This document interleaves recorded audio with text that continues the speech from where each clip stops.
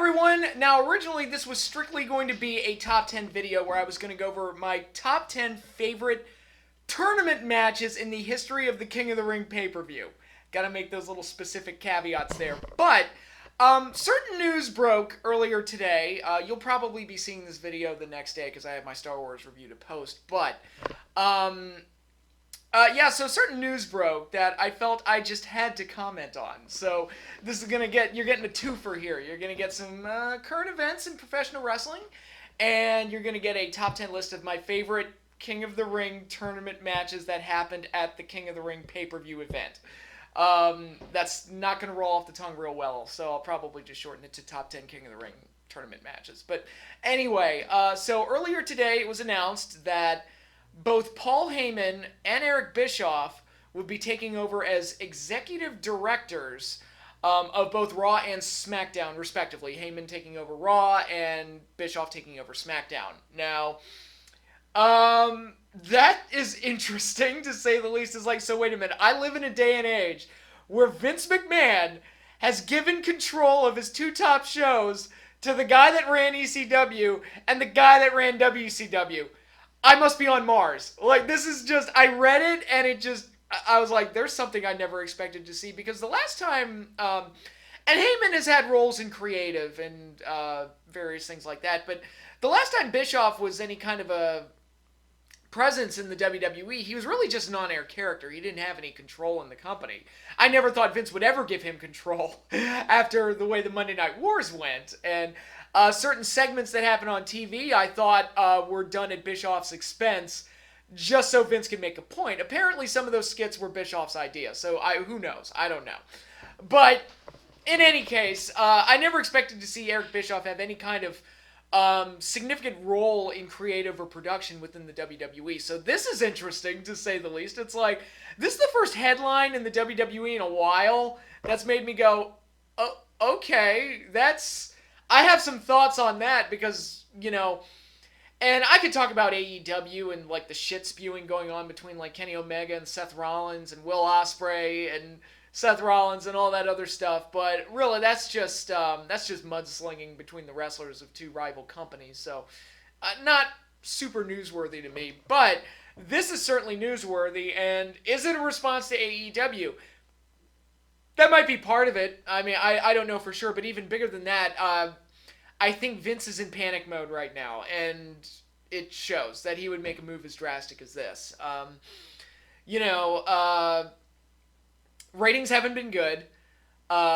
Nobody went to Stomping Ground. I mean, that arena was half full for a pay-per-view, and they had to tarp off large sections of it. I mean, it looked, those crowd photos I saw looked horrible. And, maybe 20 years ago or 30 years ago, you could have hid that pretty well. But in the day and age where everybody has a smartphone and can take pictures, like that, and we have the internet and they can post it instantly, it sends a bad message about your product, and that stuff gets out very, very fast. And, the shows have been reviewed horribly. People seem to be leaving the WWE in droves. Not in droves necessarily, but little by little their audience is just shrinking. And, me, I've been watching this shit since I was 4 years old. You couldn't pay me to watch Monday Night Raw or SmackDown. I'm just like, nope, not doing it. Not doing it. I read the results and I'm like, nope, sounds boring as hell. There's just nothing intriguing going on right now. And, they brought Undertaker back on Raw this week, so he's going to be working the next pay-per-view with Roman as his tag partner. Maybe Taker will finally have a good match, as long as Roman carries most of the load and Drew McIntyre carries most of the load. And Undertaker's brought in to just hit his spots and go home. Maybe then Undertaker will finally have, like, his good last match. One can hope. Fingers crossed. But, it's clear to me that Vince is in panic mode right now. And he's just trying, especially with the Fox deal looming. And, Fox, I'm sure, expected better than this. And when that switchover happens, that's going to come with a lot of changes and everything. And I don't know how much control Fox is going to have over the product. Time will tell when the switch ultimately happens. But there's just so much going on right now that, and most of it's bad. And I think Vince is just trying to see if anything will stick. Now, It has been pointed out to me, and I think it's an interesting point, that Triple H was not selected for one of these executive director roles, which I think is interesting given what he's done in NXT and his involvement behind the scenes. I would have thought that, um, you know, maybe he would have been considered for one of these roles.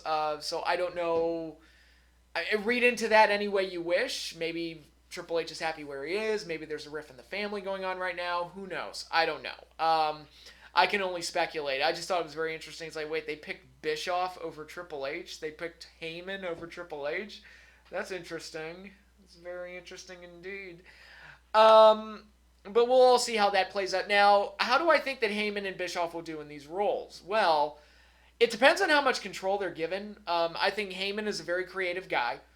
I think he knows how to get the most out of the least and how to, accentuate the positives, hide the negatives of most of the talents. Some of the negatives that come with Paul Heyman on a creative side of things, I mean, he did create ECW, which I think started a lot of bad habits that you see today, like the overexposure and destroying finishes and lack of psychology in certain situations. A lot of that originated in ECW, at least in my opinion. It became kind of popular to copycat from ECW, and it's those are some of the unfortunate influences of that brand. But I do think Paul Heyman has a very creative mind, and involving him in any capacity, I think, is a good idea. As for Bischoff, I think what he brings to the table is the dude knows television and the dude knows production. If you look at what WCW looked like when he took over, and I'm not even talking about even before Hogan and the NWO, like the way the show looked when he took over, vastly superior to how it looked when Bill Watts was running it. And there was a lot of stuff that happened in the Bill Watts era that I enjoyed, like the Sting Vader matches and things of that nature, but the show looked like it was low rent and they were holding these shows inside of a black hole. It looked awful. The production side of things was just terrible when Watts was running it. So Bischoff knew how to make the show look really, really friggin' good, even if it wasn't really friggin' good. Keep in mind the Dungeon of Doom was the thing that was happening in 95. But the show overall looked good. So he knows how to present it and make it look good. And I think he's got a lot of interesting ideas on how wrestling should be presented. To his credit, he was the one that brought the Cruiserweight division to prominence. Something that Vince has always struggled with. Anytime he's ever tried to do a Cruiserweight division or a light heavyweight division, it's just never worked out. And Bischoff was the guy that was able to make it an integral part of the show and make it a revered and celebrated part of the show that fans still talk about to this day.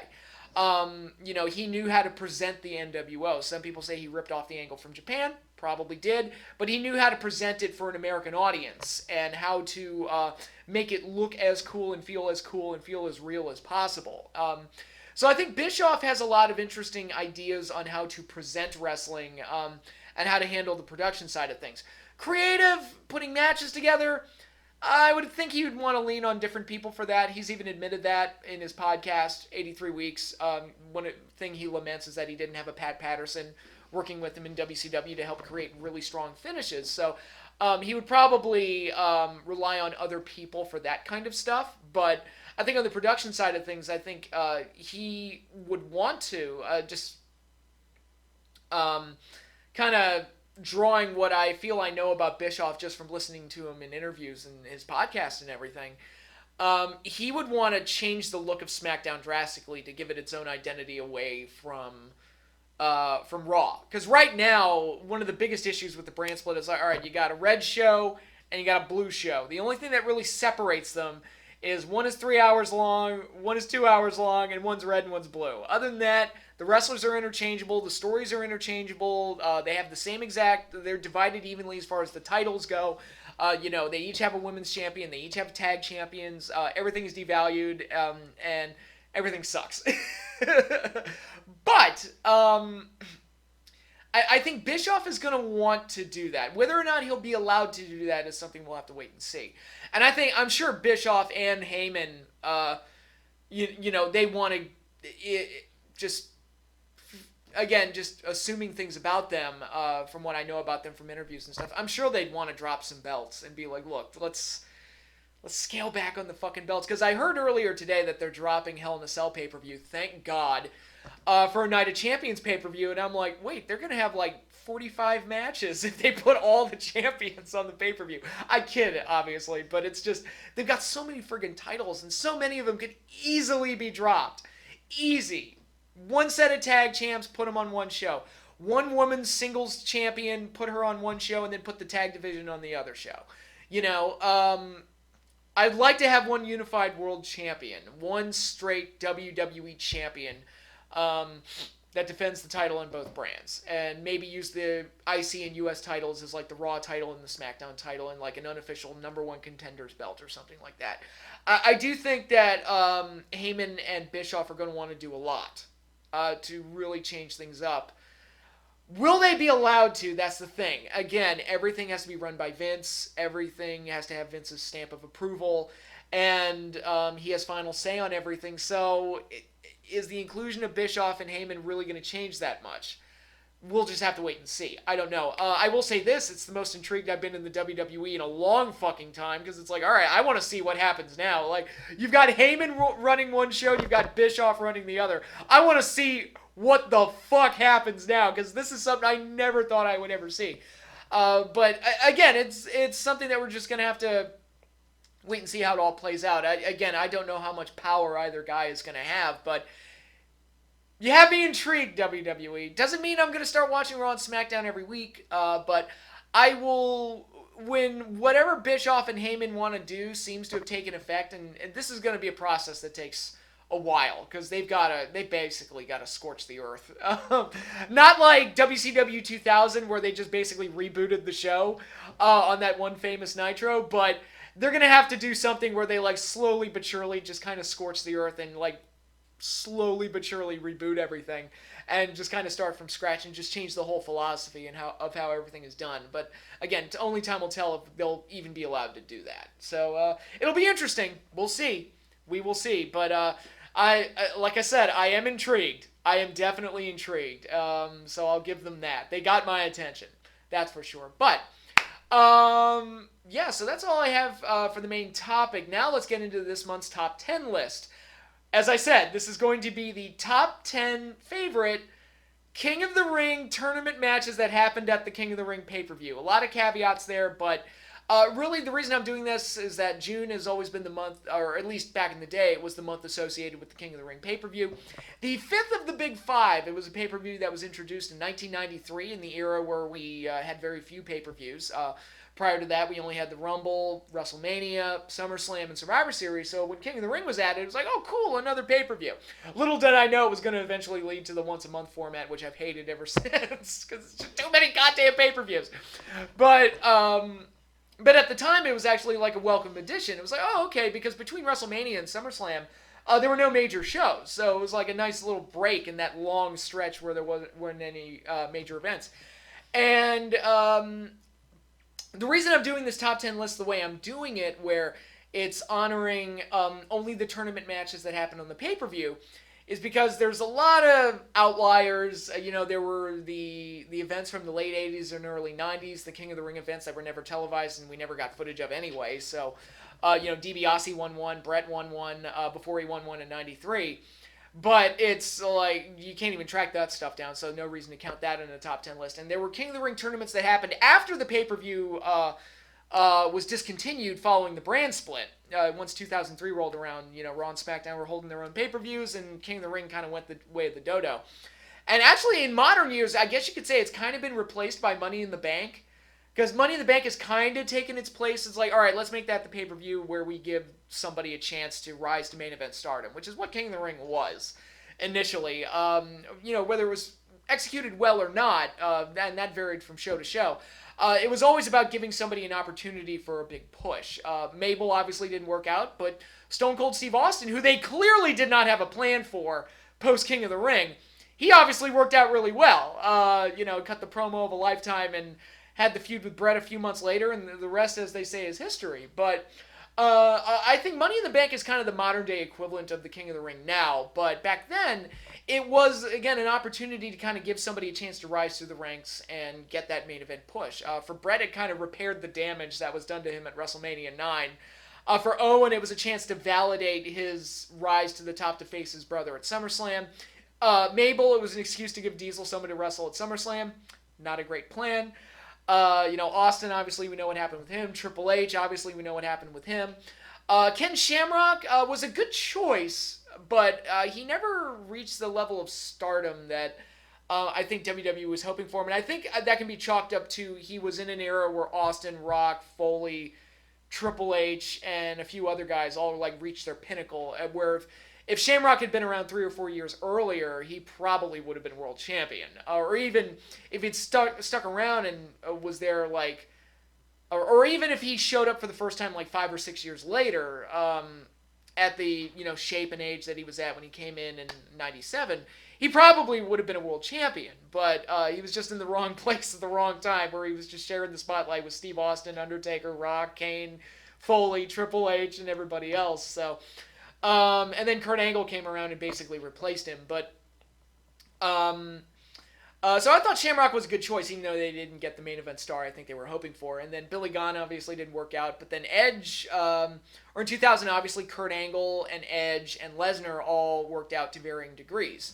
So those were 3 big ones right there. So in honor of the King of the Ring, which was, again, this pay-per-view that was designed to give somebody a major opportunity, I'm going to highlight my favorite tournament matches from the pay-per-view. So that discounts other famous matches that happened at the King of the Ring pay-per-view, like the Hell in a Cell between Taker and Foley. That wasn't a King of the Ring tournament match. Austin and Kane from that same year in the First Blood match. Shane versus Kurt Angle, that insane street fight they had in 2001, which I did rewatch while I was going back and watching all these old pay-per-views. I'm like, God, that match. That is one of the craziest matches I've ever seen, where it's like, guys, seriously, scale it back. You don't have to almost kill yourselves, but still one hell of a match. What else happened? What other great matches were there in old King of the Rings? Obviously Piper and Lawler. That one was a gem, wasn't it? I thought Hulk Hogan and Kurt Angle had a really good match in 2002. Actually, that was they meshed together a lot better than I would have expected them to. I thought they had really good chemistry, but. In any case, we're not going to be looking at those matches, and there are other King of the Ring tournaments that happened after the pay-per-view was discontinued. William Regal won one, King Booker won another one, King Sheamus won one, King Barrett won one. Man, most of those King gimmicks didn't really work out, did they? But in any case, I'm not going to be counting those because this is strictly a highlight for the pay-per-view event itself and the contents of the pay-per-view event. So I'm only going to be covering tournament matches that happened at the pay-per-view. So any qualifying matches that happened on TV, any first-round matches that happened on TV, because in some editions they went back and forth between having 3-round tournaments or 2-round tournaments at the pay-per-view. I guess it just depended on what they felt like doing that year. But in any case, I don't feel like tracking all of those matches down, and as for the ones that happened after the pay-per-view was discontinued, I really don't feel like watching all those Raws, and I think Booker won his at a pay-per-view match against Lashley, but I don't feel like tracking all that stuff down. If you want to accuse me of being lazy, okay, fine, I'm lazy, but alright, here are my top 10 favorite, say this again, King of the Ring tournament matches that happened at the King of the Ring pay-per-view. So, alright, let's start with number 10. Austin is most famous for the promo that happened after he defeated Jake Roberts, which the match itself was a well-booked scenario with the injured face valiantly going down against a badass heel who pretty much made short work of him, with Jake only getting a couple of hope spots in what was a fairly quick match. But really, Austin's win is more memorable for the promo than anything else. But what people tend to forget is that he had a pretty damn good match with Marc Mero in the semifinal round to open up the pay-per-view, where Austin got his lip busted open and he had to get stitches. So he was going into the match with Jake with a busted lip. But I thought these two had a hell of a match and really kind of had a WCW type of flair to it, given where both men came from. And overall an enjoyable contest, and showed that, oh hey, Austin can work too. And just good stuff, and set up Austin for his big victory later in the night.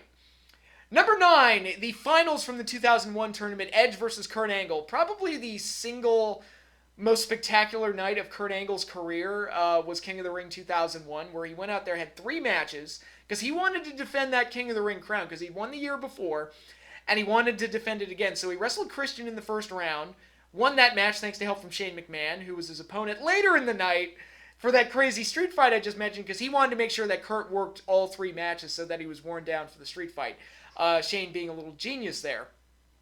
But Kurt and Edge had a match for the finals that was a little crazy and saw involvement from Christian and Shane McMahon and a few other moving parts, but was also indicative of just how good these two were and what good chemistry these two had. These two would go on to have some really good matches in 2002, most famously the hair versus hair match that they would have where Kurt would get his head shaved and get the defined look that would carry through with him for the rest of his career. But these two had some excellent matches just less than a year after this, but this one was pretty good and a nice finals, even though it was clear that they were kind of taking it easy because Kurt had to come out later in the show and work that insane street fight. But in any case, I thought this match was pretty good and a good conclusion to the tournament, even if it was kind of, it felt like Edge was kind of, even though Edge won, it kind of felt like he was playing second fiddle to the Shane McMahon Kurt Angle story, but obviously Edge would go on to have a great Hall of Fame career himself, so no complaining here.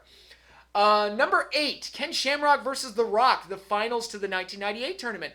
I like this feud, and I like the series of matches that these two had. I thought they had really good chemistry with each other, with Rock being the swarmy, kind of cocky heel, and Shamrock being this lunatic that would just rip him to shreds if he got the chance. And most of the time, Shamrock would lose to Rock because he would just take things too far, like you saw at WrestleMania 14. That really well-booked scenario that wasn't even really a match. It was just a really well-booked scenario where every character involved came out stronger for it. But I really thought the feud these two had was really, really good. And even though Shamrock came up on the short end of the stick in their Intercontinental title feud, this was a way to kind of give Shamrock a little bit of closure there and save some face and finally get a big victory over The Rock, defeating him in the finals of the King of the Ring tournament, becoming the 1998 holder of the crown. Also, be sure to check out Triple H's commentary during this match. It's actually hilarious. I'm buying a lot of ways. Wait, did I just say that? Good stuff. But moving right along, we have number 7 from 1994, Owen Hart versus the 1-2-3 Kid in the semifinals. This was a short match. It was a really quick match, but it was a mad sprint and action-packed. And again, worked within the story of the tournament where 1-2-3 Kid got hurt earlier in the night during his first match, and Owen was ultimately going to go all the way and win the tournament. So he took advantage of 1-2-3 Kid's injuries, but we got a nice action-packed, high-flying, high-impact match in the process. So overall, great action, great stuff. Both guys got to do a lot in a very short amount of time. And Owen just got one more victory on his way to mimicking his brother's accomplishment from a year earlier, albeit under very dubious circumstances, thanks to Jim the Anvil Neidhart and the fact that the 1-2-3 Kid was injured in this round. I also thought Owen had a pretty good match with Tatanka in the first round. That was, I guess we could call that one a runner-up, but overall, yeah, the 1-2-3 versus Owen match is a really good one and worth checking out. And also, you know, it's short, so it won't take up too much of your time either. Number 6, and this one may raise a few eyebrows, but I mentioned it on Twitter. The Road Dogg versus Chyna from the opening round, the quarterfinal round from the 1999 tournament. This is the only match on the list that doesn't include either the tournament winner or the other guy who made it into the finals. Every match on this list includes at least one person who participated in the finals, or is the finals itself. This is the only one that's not. Road Dogg didn't make it to the finals, although I would argue he probably should have, given that Billy Gunn ultimately won the thing. It would have made more sense to do a Outlaw versus Outlaw finals, to me. I think that would have been the way to go. But in any case, Road Dogg versus Chyna, this is a bit of a sleeper hit. I really enjoyed this match. Great heel face story going on here with Chyna and Triple H having betrayed DX earlier in the year. And now Road Dogg has a chance to get some level of revenge against Chyna for betraying the group and leaving it in shambles. Because at this point, it was really just X-Pac, Road Dogg, and then their buddy Kane. So they weren't really much of a group anymore. And this was Road Dogg's chance to get some revenge for himself and for DX's memory, I guess you could say. And earlier in the night on Sunday Night Heat, back when Sunday Night Heat was basically the pre-show to the pay-per-view, Chyna low-blowed Road Dogg, so setting the stage for this contest and her ultimate downfall. I'll get to that in a second. But basically, this was just a really solid heel cheats. Triple H gets involved, and we get an appearance from Commissioner Shawn Michaels, who comes out and stops Triple H from interfering on Chyna's behalf. And ultimately, Road Dogg gets an advantage. At first, he's a little skittish, like, I don't want to hit a woman. But eventually, after all the cheating and he gets pushed too far, Road Dogg eventually gets one over on Chyna. And the real coup de grace is when Chyna goes for a low blow behind the referee's back, and she hurt her hand because Road Dogg was wearing a metal cup. He outsmarted the dastardly heels. And it's like, I love creative stuff like that. Those are the type of things that, star ratings and the way Meltzer kind of analyzes matches that kind of go unnoticed. I think stuff like that, where they tell a complete story and you have a clear-cut face and a clear-cut heel and you want to see the face win, that type of stuff works for me. And maybe I'm being too simplistic, maybe I'm stuck in the past, but to me, this is wrestling like 101 type stuff to me. And I really enjoyed this match, more so than I remembered I did. Because large pockets of this pay-per-view as a whole are kind of like blurred memories to me. This is one of those shows that kind of like faded from my mind.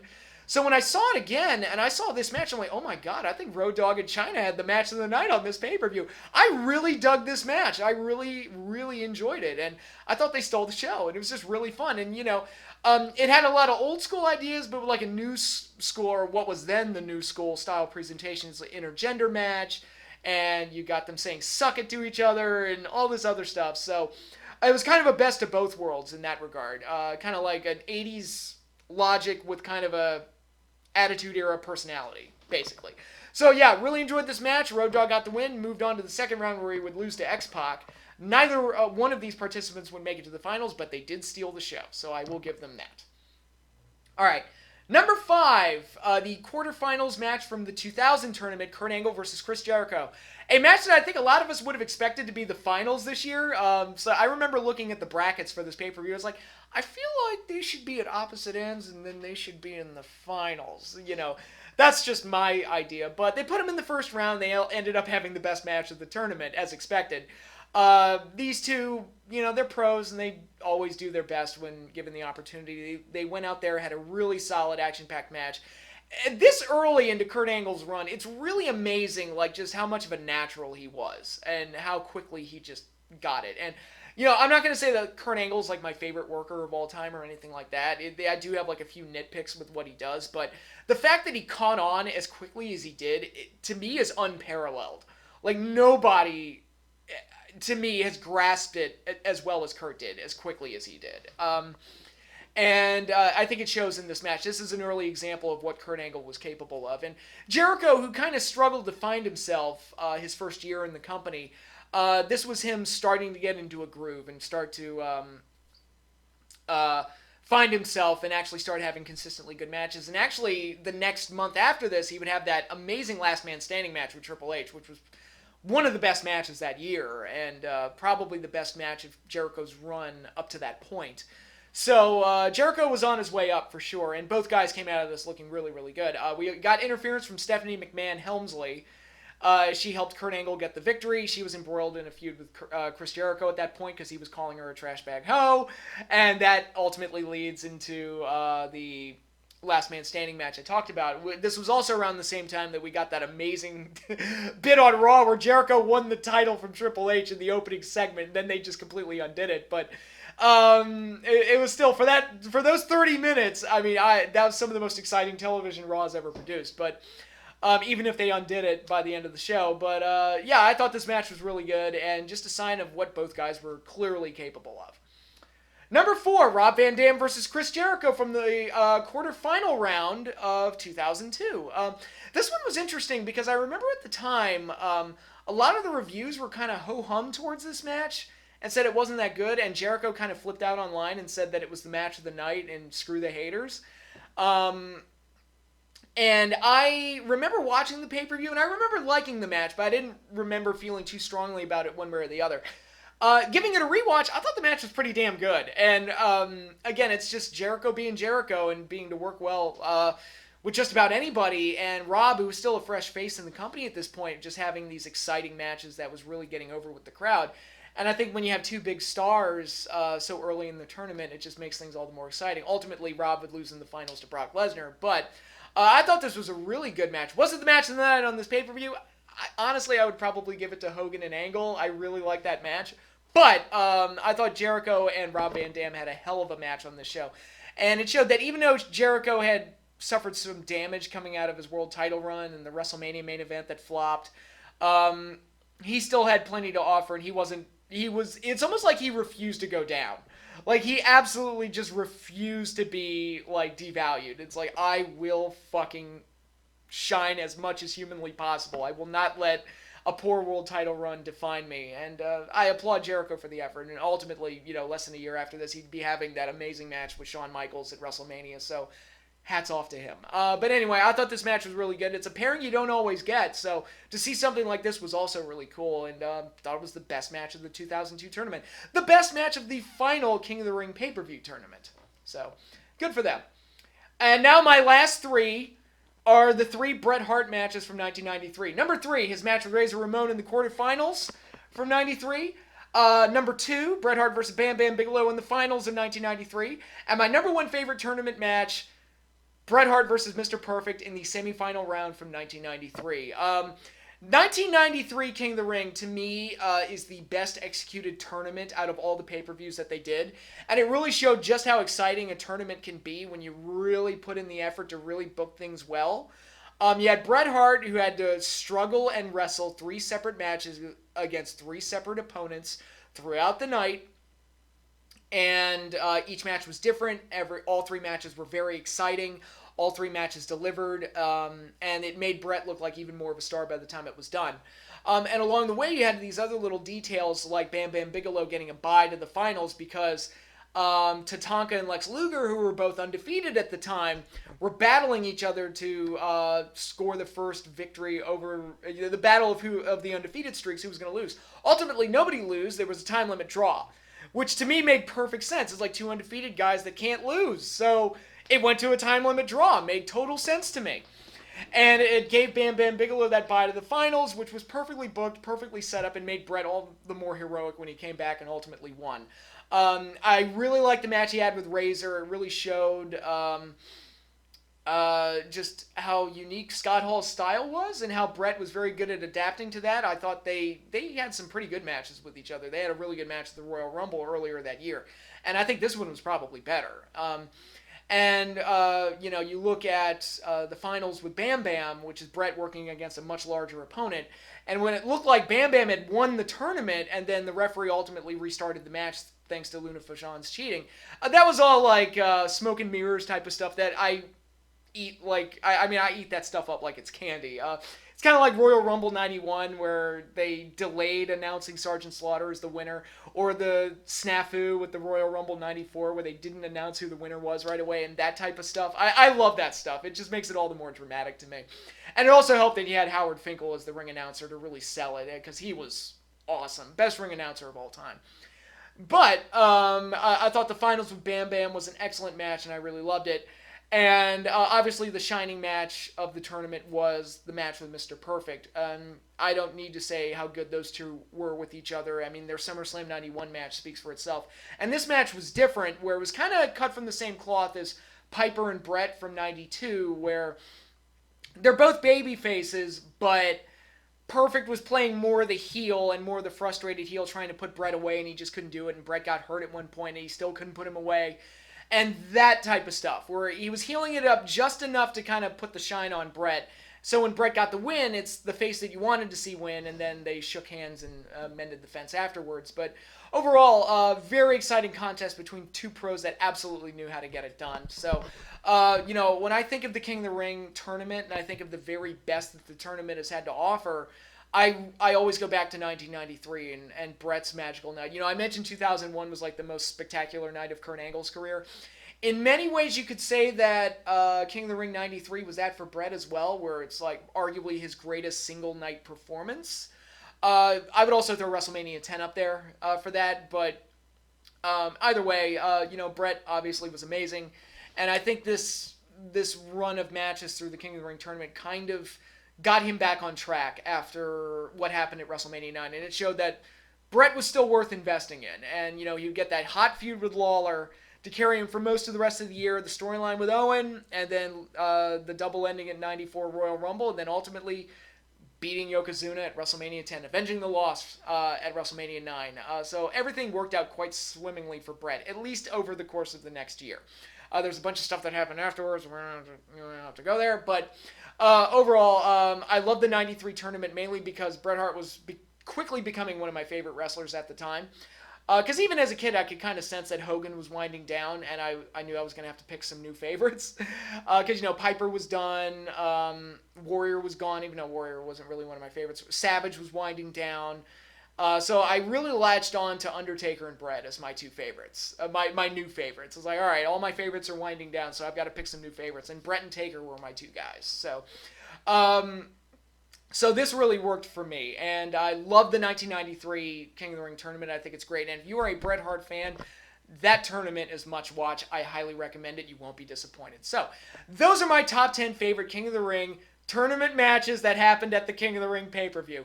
Boy, that is going to look shitty on the title for this video. I won't phrase it that way. But anyway, that is all I have for you now. Thank you again, everybody, for watching. I'll have more videos lined up for you. I should let you know that I'm going to be house sitting for my sister and my brother-in-law while they're out of town for July 4th. I'm going to be cat sitting once again. So I'm going to be watching over the cats, watching over their home. So I'm going to be staying there for the next week. I might film a video or two while I'm there. Don't know yet. We'll see. Depends on how I'm feeling and if I'm, up to doing it after fulfilling all the chores and feeding the cats and taking care of them and everything. But that's all I have for you now. Thanks again, everybody, for watching, and stay tuned for more. Be sure to like, subscribe, comment, and continue to support me. But for now, peace out. I'm done.